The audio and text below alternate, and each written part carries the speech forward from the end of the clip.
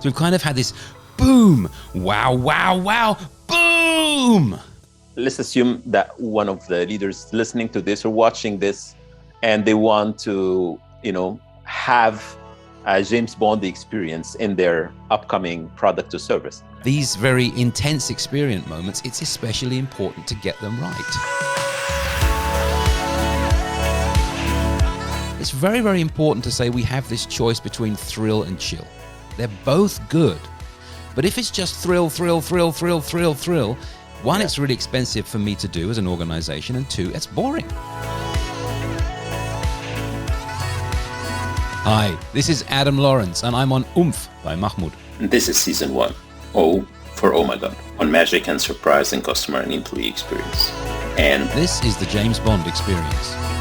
So when we speak to people about James Bond experiences and what an experience could be like a James Bond, how would you like to describe this to audience?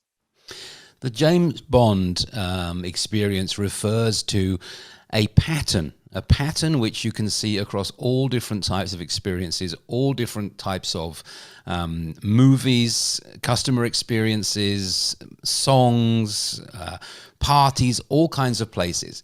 And it's a classic curve of tension. I usually use the word dramatic arc because it sounds more dramatic.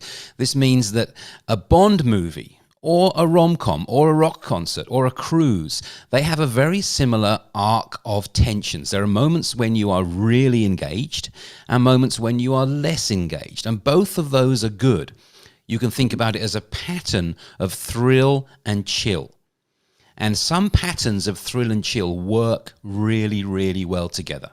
And the James Bond one is one of those absolute classics. It's a fundamentally satisfying rhythm to an experience.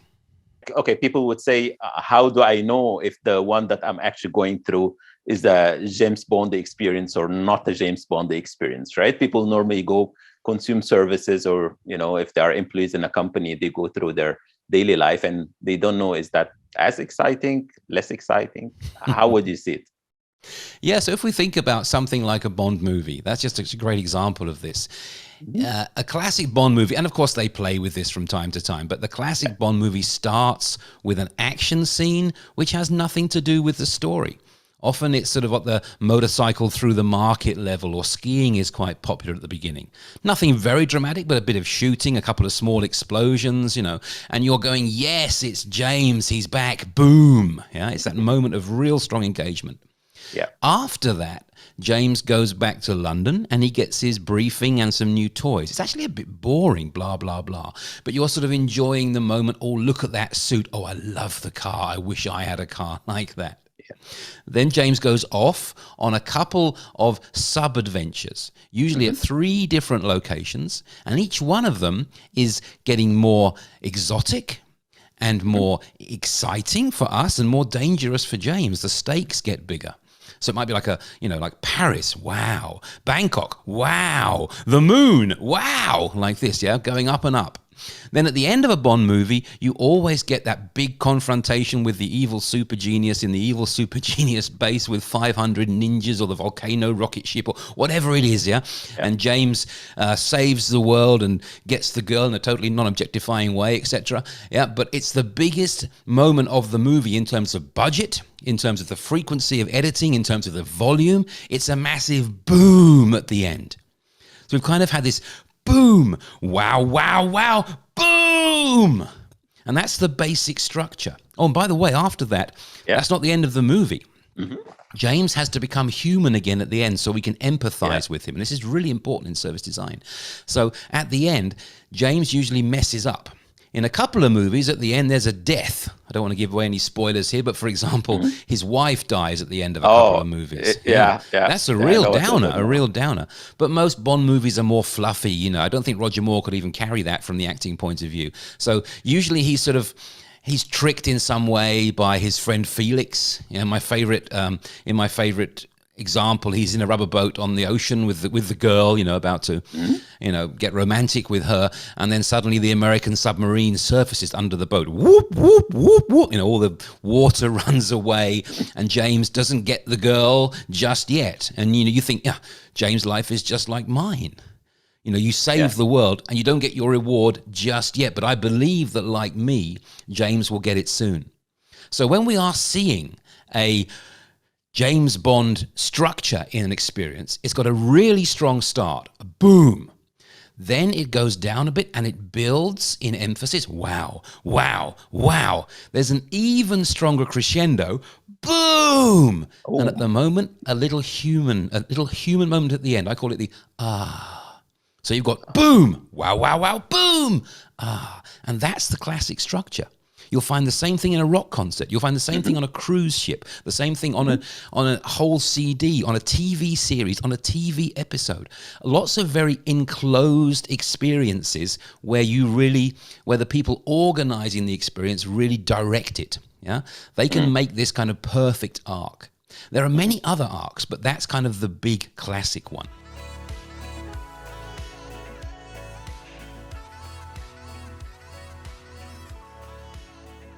Let's say we have a service that has a regular experience that's much more focused on, relieving pains and adding value somehow. But the dramatic arc of it is not really well thought out. Sure. How do you think the before and after, if we're speaking about that, and you getting your OOMPH being a seductive brand, how does the before and after looks like in this regard? If you have an example, maybe from a customer experience of some sort.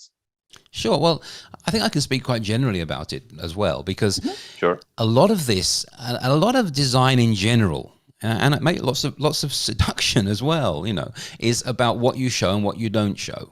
Yeah. Because when I'm cutting together a rock concert, planning that, or I'm making a James Bond film, I can just decide to leave something out. But if I'm giving a real customer experience, like, I don't know, a hospital visit or something, I can't not do the paperwork. Yeah, I can't not do a certain consultation because it would mess up the arc. But I can decide how much emphasis I give it. Yeah, where do I let it start? And one example of that is I went to, a few years ago, to a nature resort in the Caribbean, a beautiful place on the island of Dominica. And they had this wonderful it's called the Rainforest Tram. You ride along at treetop level on this amazing quiet cable car, and you can see all the animals and plants. Amazing thing. Yeah. And the first thing you experience there is the car park. And what happens is buses turn up there, and it's a hot day. So what happens is the drivers of these buses, they leave their engines running.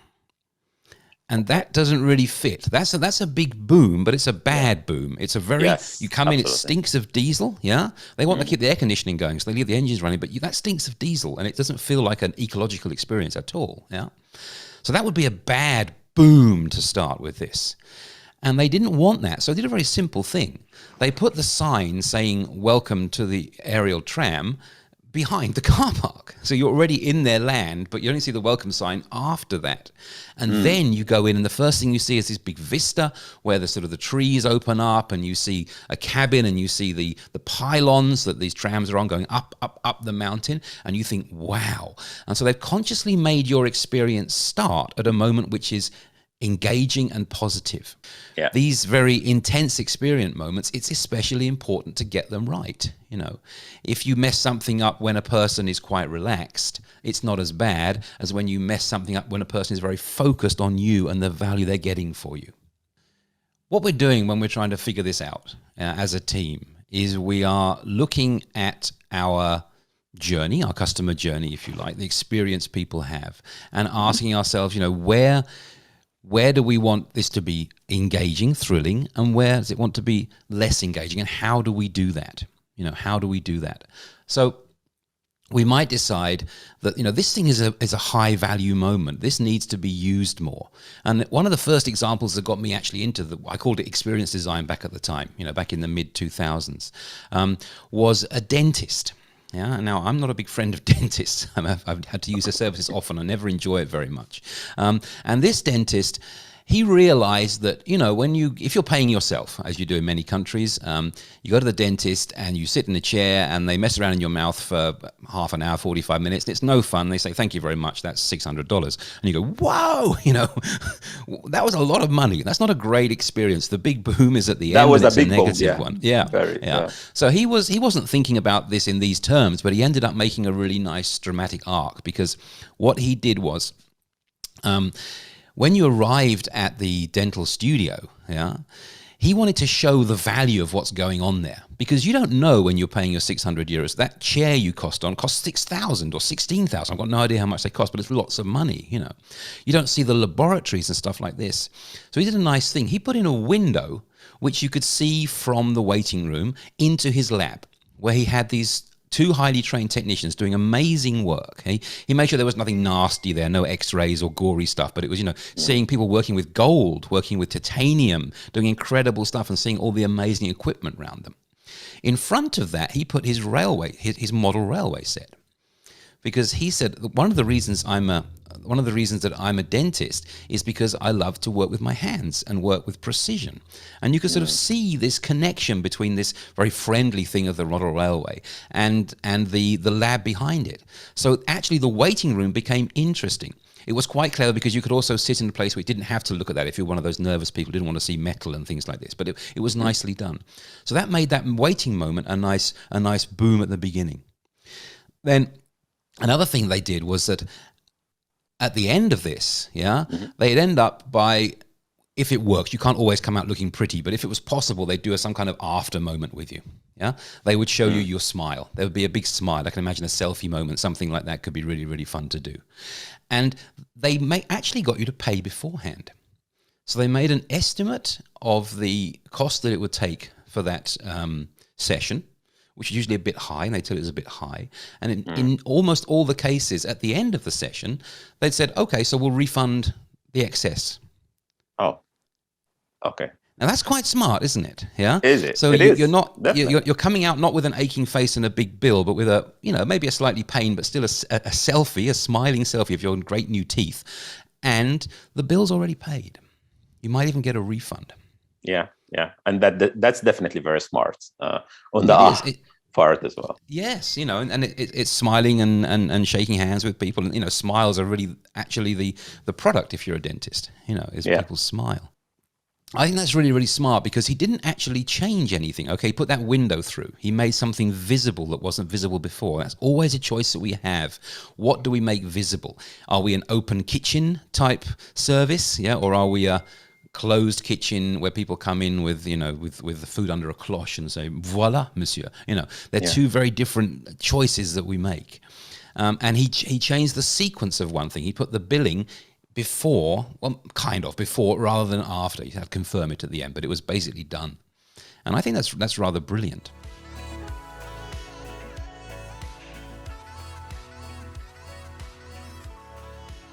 And I noticed that even in the designers, when they are doing a journey map of some sort and lining out things on a blueprint, they are fiddling with so many things, and they are trying to achieve many things, and there are processes and customer activities, etc.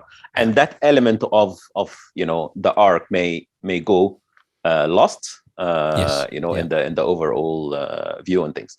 If you look at this on the employee experience lens, Adam, and then the employee life cycle, okay, since recruitment, with everything that goes in there, onboarding, etc., and then working and evaluation, performance management throughout, and then there's at some part there is offboarding as well, right, and becoming a part of alumni, How do you think this could be applied on the same? Is it on that mega macro level? This could be huge. Well, it applies on every level. That's the nice thing. If you take the example of, a great TV series. I love Game of Thrones. Not everyone does, but I loved it. And you had that massive dramatic arc over the series and over the whole, I think it was 7 series in the end. But there's also a dramatic arc in each episode. There's also one often in each scene even, yeah? So you're doing this at different levels, and that's always interesting. The employee experience is so crucial for this. It's not just a customer experience. It's about my identity, about my dreams, about my life, about the possibilities I have to grow my family and stuff like this. So it's huge. And often, unfortunately, it ends not always on a high note because we live apart, my employer and I. And that's not always a nice thing. So I think there's some things that are important here. I want to start everything, let's say, with a boom, a positive boom, a high point at the beginning. But I also can't overpromise, can I? Because if I overpromise, then what comes after that is automatically disappointing, even if it's good. Yeah. So I think we have to understand that something like an interview, selection process, an application for a job is a big thing for people. Yeah, it's a big moment. It takes a lot of work, maybe even travel, stuff like this, bearing my soul a little bit to some strange people in a room, even on the application form. That's a lot of work, and I think that deserves to be celebrated.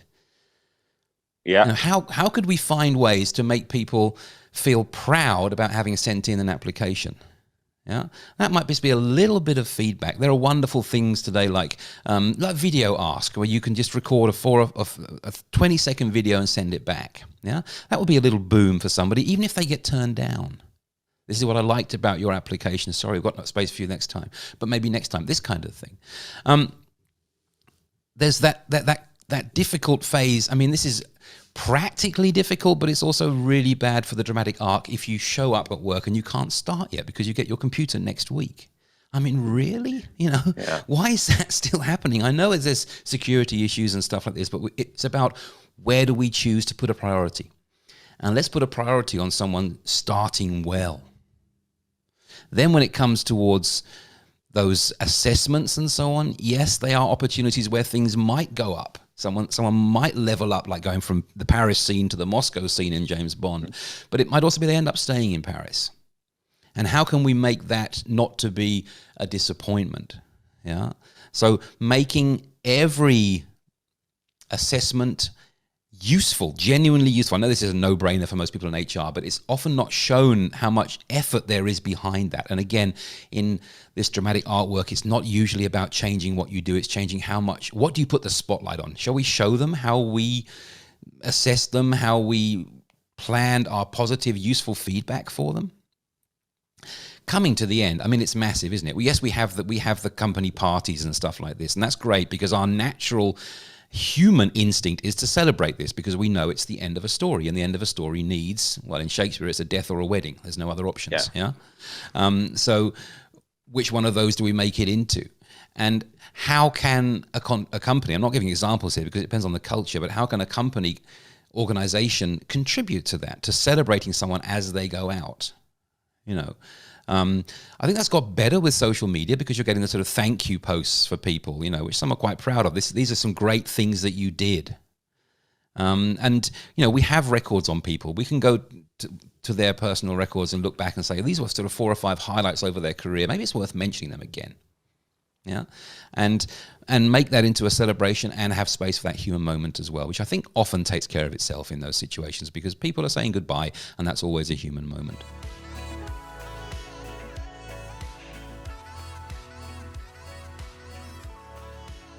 Let's assume that one of the leaders listening to this or watching this, and they want to, have a James Bond experience in their upcoming product or service. What should they ask their team for? What should they ask the agency that's going to design them for to make sure that this is happening? It starts with basically understanding what the experience is that you're offering, and a lot of organizations, I'm sorry, don't actually do that. They know their process. They don't know the experience that it actually results in with the customer, with the employee or whatever. Yeah. So some kind of, for example, mapping of that experience is really important to say, this is what people go through. Yeah. These are some typical experiences customers have with us. And then I think you can look at that with the eyes of a film director.